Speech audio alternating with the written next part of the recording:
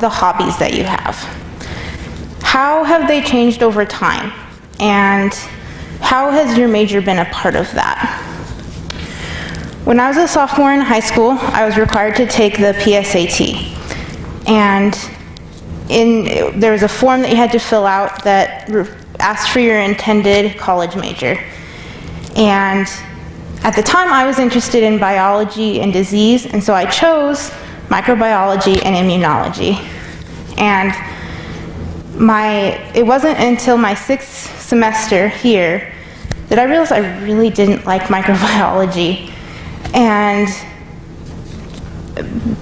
I decided to change it. I questioned that. And the idea of changing my major 3 years into college was terrifying. I felt like I was not meeting other people's expectations. And the idea that I would go to an event, to like a family reunion, and somebody would ask me, "How are your biology classes going?" And I'd have to say, "That's not what I'm doing anymore."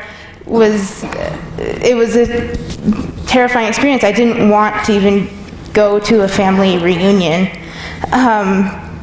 But within this, I started doing research and I found communications.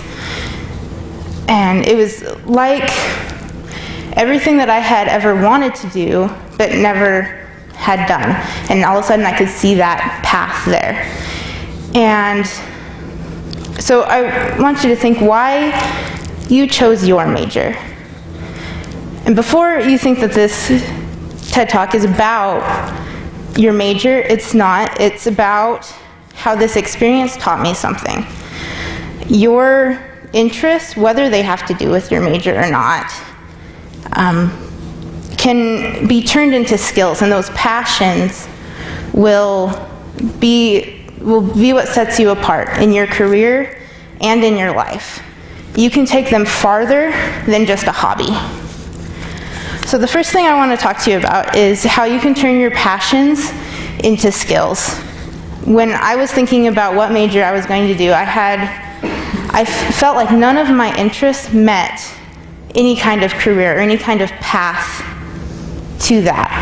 I liked reading and watching Netflix and spending too much time on social media. All things that really seemed like a waste of time.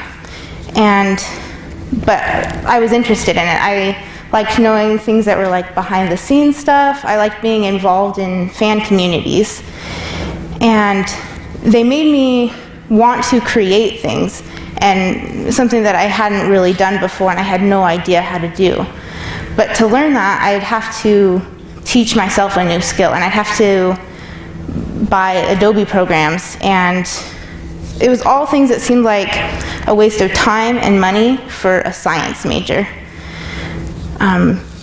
But then I started taking comp classes, and I got to learn Photoshop and Illustrator and all of those things, and with my degree I'm able to further those interests and develop skills that actually work in the workplace rather than just me hanging out at home.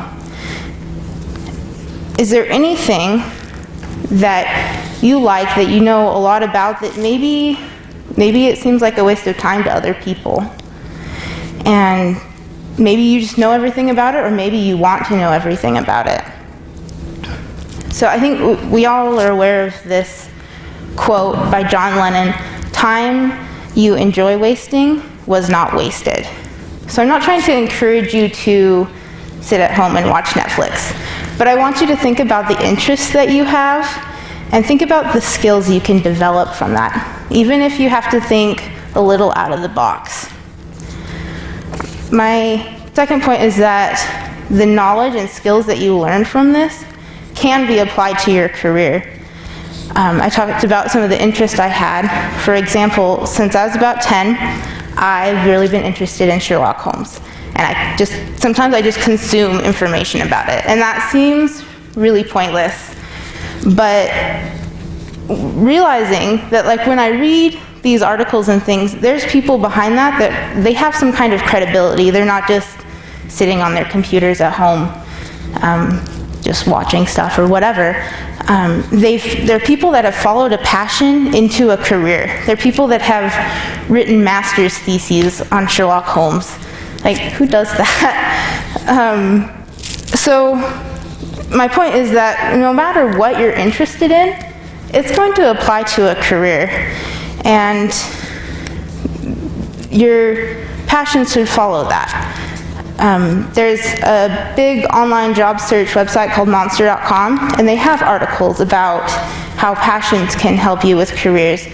They talk about how employers look for people that are passionate, because people that are passionate, whether it's in the workplace or outside of it, it makes it so that they won't burn out as quickly, and they keep motivated. And they also come with a network.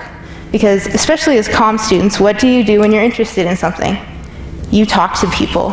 You reach out to your current networks, you like Facebook pages, you follow people on social media.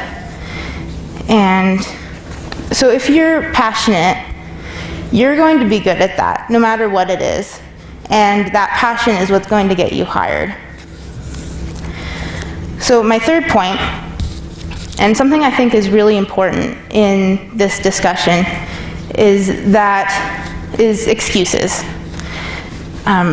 When I was looking at careers for communications, I told you it was like I had